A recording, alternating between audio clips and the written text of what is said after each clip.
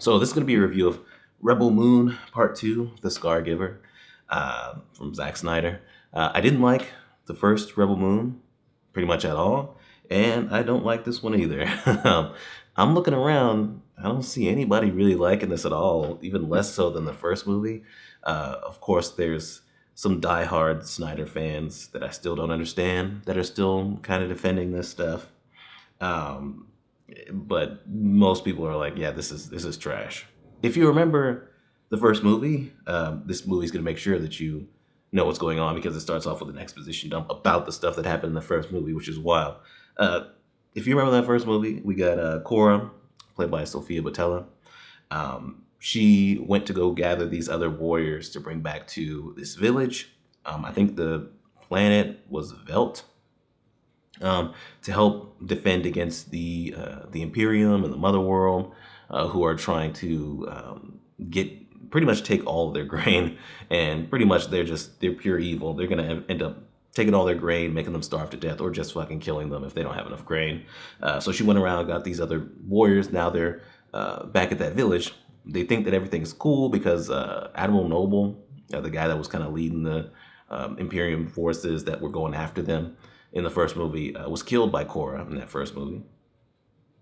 They think that everything's cool, and I guess they just went there for payment. Then they realize that no, they're still coming. Titus, played by Jimon Hansu, he gets at least a little bit more to do in this movie.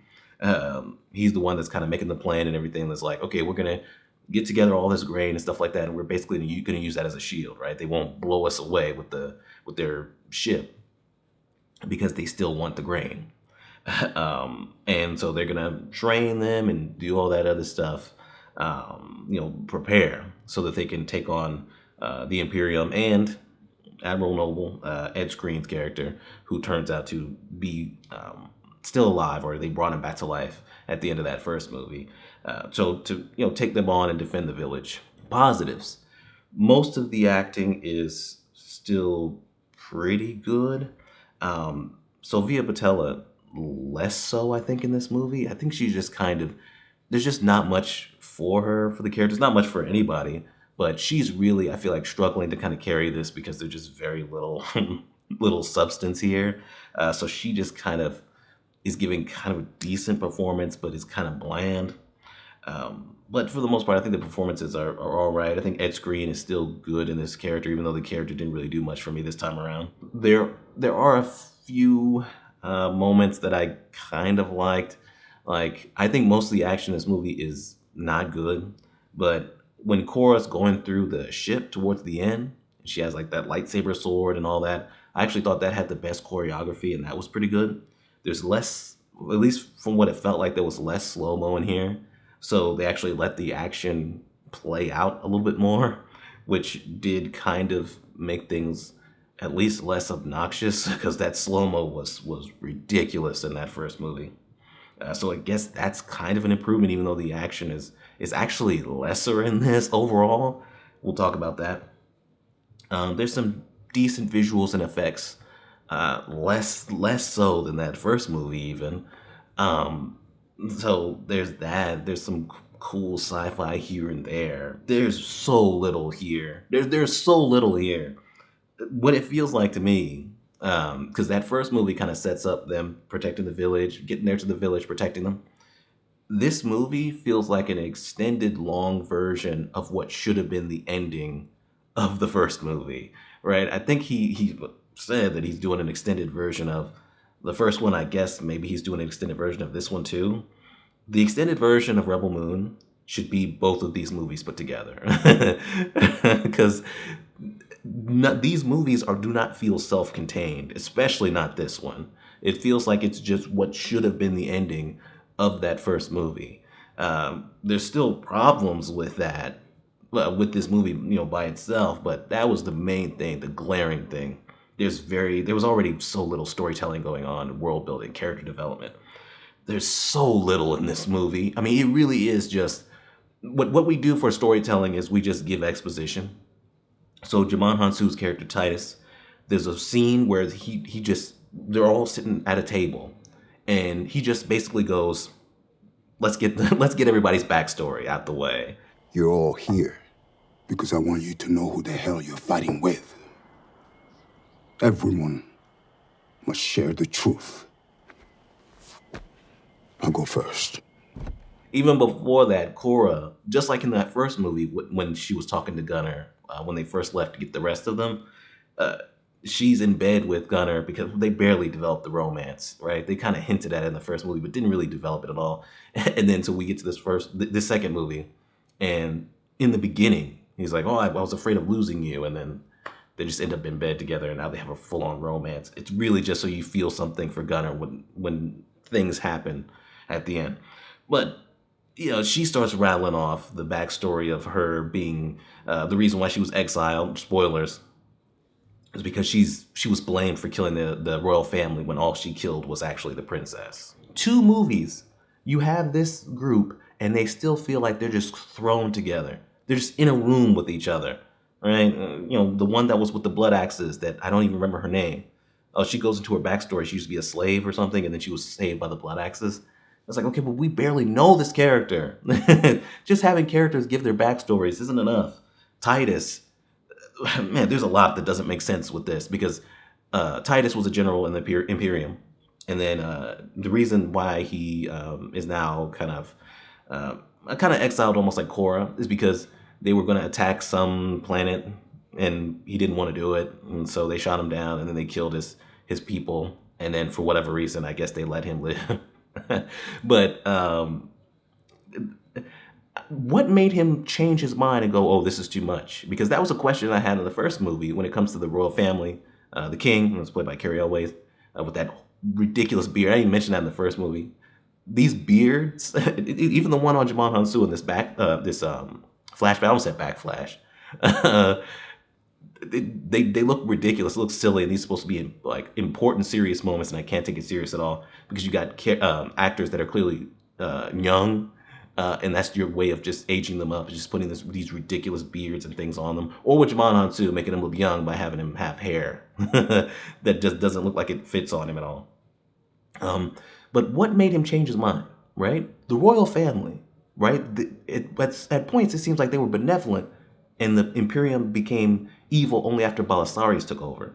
But then you have stuff like when Korra was first taken from her planet, and it was attacked and all that. That was before Belisarius took. It was way before Belisarius took over.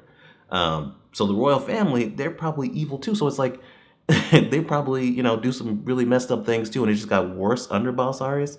So why was Titus a general in the Imperium in the first place? I mean, small things like the lightsaber blades or whatever that they have in this. Nemesis goes into her backstory. She had to cut her arms off. Her village was getting attacked. She cut her arms off so she could use the gauntlets so that she could use those blades.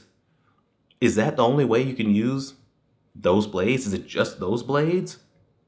Because the blue ones that the other people are using and Korra uses later, they don't seem to need anything special or cut off your arm or whatever to use them. So I guess it's just specifically hers. Why not actually explain this world? And I think the answer to that question is that he doesn't understand this world either.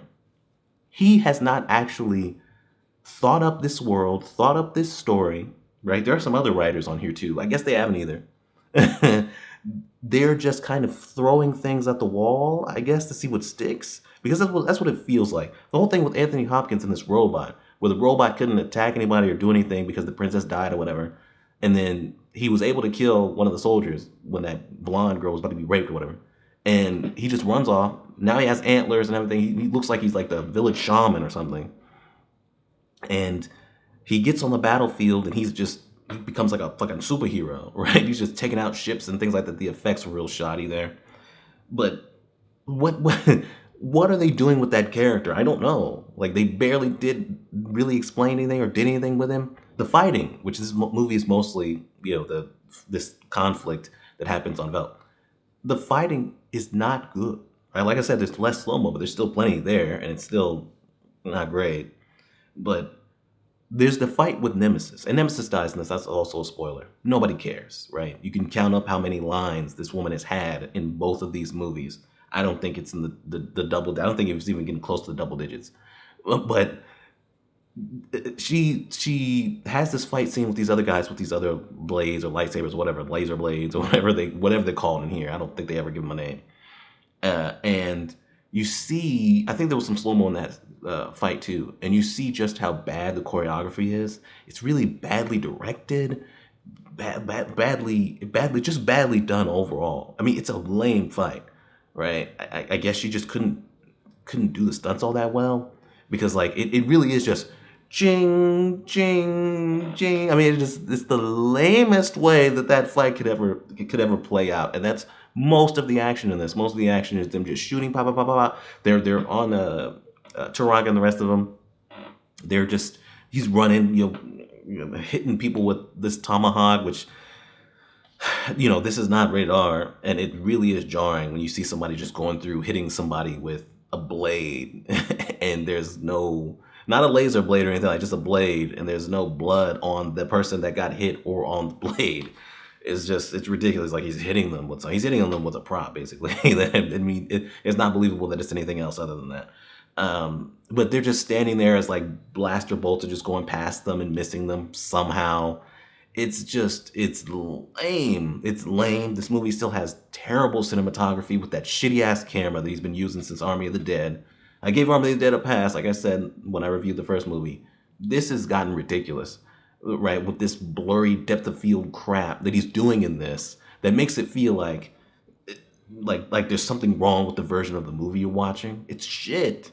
There's just not much to this, right? Apparently this princess that can heal things, whatever that it's believed Cora killed. I guess she's still alive. I don't know how the characters know this. Titus knew it. I don't know how he knew it.